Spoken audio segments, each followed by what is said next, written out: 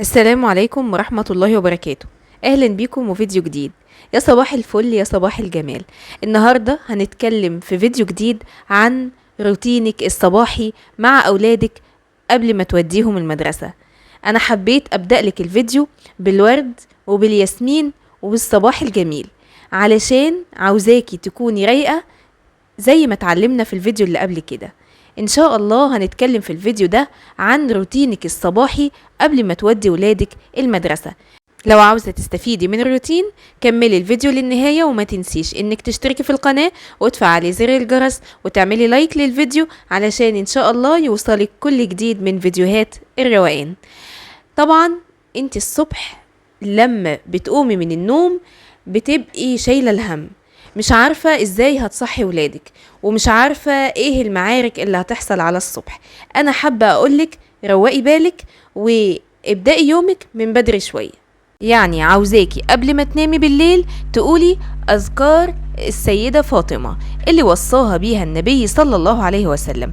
هتقولي سبحان الله 33، والحمد لله 33، والله أكبر 33، علشان ربنا يديكي القوة والبركة في يومك إن شاء الله. يبقى انتي نمتي على طاعة وهتقومي من النوم برضو على طاعة. هتقولي دعاء الاستيقاظ وهتسبحي ربنا كده، بس عاوزاكي تقومي بدري شوية. يعني بدل ما بتقومي قبل تحضير الولاد بنص ساعة خليها ساعة الا ربع او ساعة حسب ما انتي تظبطي وقتك، علشان تكوني فايقة وما تجريش حوالين نفسك وحوالين ولادك الصبح.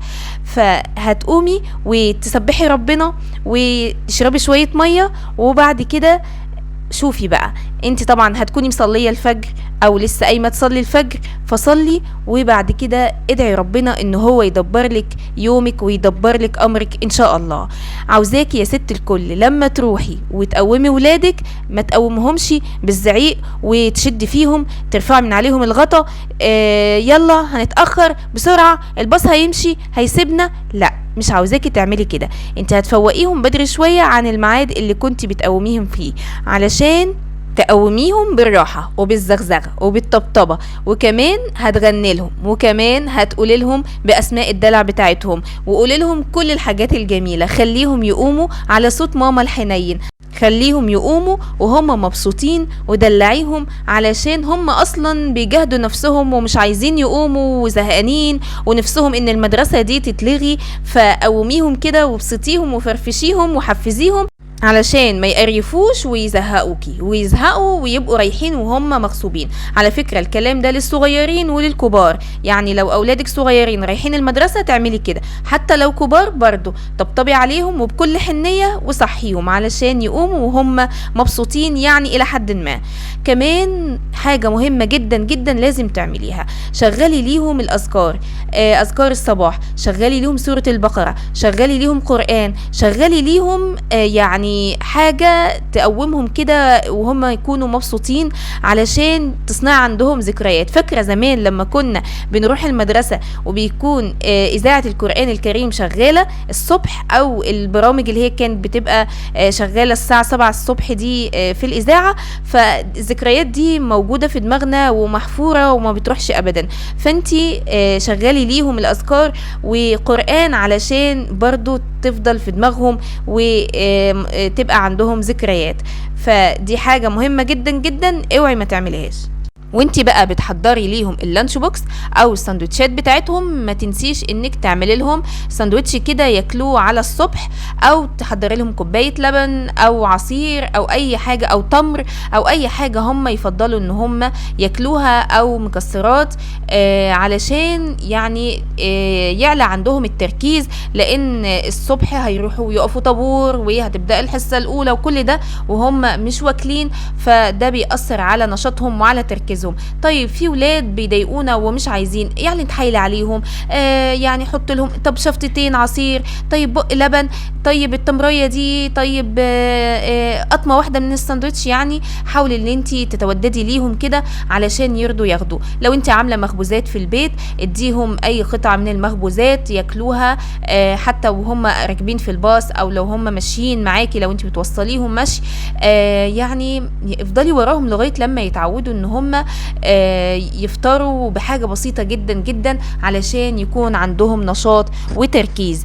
كمان لما تيجي تحضري لهم اللانش بوكس حضري حاجات مفيدة، سندوتشات مفيدة علشان تكون يعني مغذية ليهم، وحاولي ان انت تقنعيهم ان هم يبعدوا عن الشيبسيات والعصاير اللي من بره والحاجات دي. اتكلمي معاهم كتير وقولي لهم الاضرار، ما تزهقيش. يعني انا عارفة ان الولاد بيبقوا متشبثين قوي بالمخبوزات والحاجات اللي بتاعت بره او الشيبسيات والبسكوتات والحاجات دي، بس اتكلمي كتير معاهم وقعدي انصحيهم لغاية لما تحاولي تغيري فكرتهم او تحاولي تقللي من استهلاكهم للحاجات دي. طبعا لو انت بقى بتوديهم المدرسة اقعدي يعني اتكلمي معاهم، هزري معاهم، قولي لهم ان شاء الله اليوم ده هيكون جميل، حضن وبوسة، كلام كده ايجابي ويومكم جميل. هتلاقيهم اصلا زهقانين ومش عايزين يروحوا ومغمضين عينيهم بيلبسوهم بالعافية والكلام ده. ما تزهقيش وتقعدي تزعقي، لا حاولي وعودي نفسك وقولي لنفسك انا يعني هتكلم حلو، هقول لهم كلام حلو علشان هم كمان يتعلموا يكونوا ايجابيين وما يكرهوش المدرسة.